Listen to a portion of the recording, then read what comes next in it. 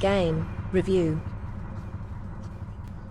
Hey everybody, it's Apas Khan, and today I'm taking a look at Saints Row the Third, available for $14.99 on the Steam platform.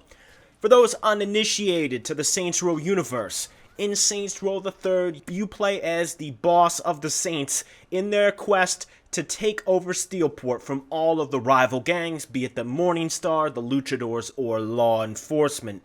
From the onset, this game gives the player an insane amount of freedom and choice, as this game has one of the most robust and dynamic character customization suites I've seen in an open world title.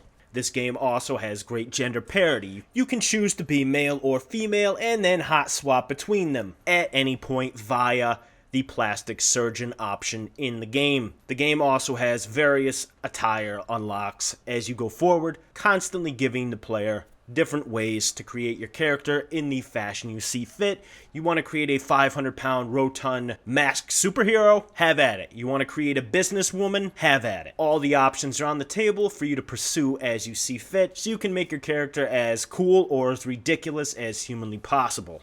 And that same amount of freedom and choice can be had when it comes to weapons in the game, as the array of arsenal at your disposal in Saints Row the Third are some of the most zany and creative weapons you will find in a game. The core gameplay of Saints Row the Third is split up between missions and side objectives. The 47 missions that comprise the campaign are all extremely entertaining, though that's a very subjective thing to say, as this game relies heavily on comedy, and your enjoyment of the game is probably going to hinge mostly on whether or not you find that content funny.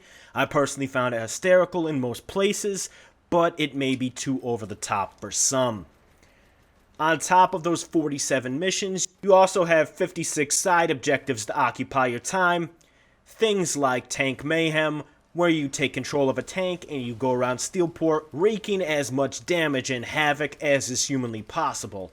Things like the more fun than it sounds on paper, insurance fraud, in which you ragdoll your character into speeding vehicles in order to rack up an insane insurance claim and add some ill-gotten gains to your bank account. Wave-based gameplay is a core functionality of Saints Row the Third. You will be taking on wave after wave of gangs throughout various portions to gain control of their territory. I found this element to integrate well with the core theme of gang rivalries and conquering various territories. And if you've ever wanted to beat luchadors to death with a gigantic dildo bat, Saints Row the Third is the place for you to do that. In terms of dollar per hour gameplay value, Saints Row the Third is a tremendous steal. Between those 47 solo missions and 56 side objectives, I put 41 hours into this game, and that hasn't even scratched the surface of the ability to replay those 47 missions in co-op play,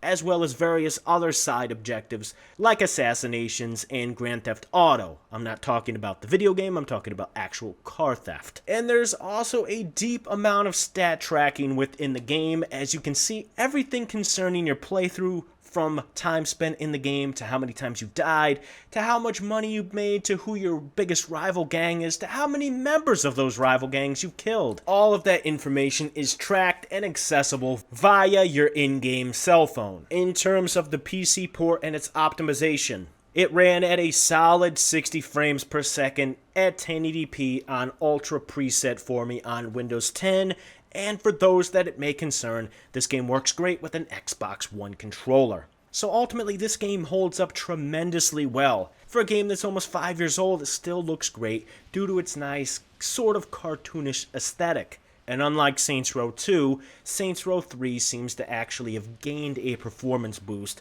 from the leap to Windows 10. This was my game of the year in 2011, and my opinion of this title is that it's only gotten better with age. This game is a must-have, must-play, must-own. A 10 out of 10, second to only Skyrim in my opinion when it comes to the open world genre.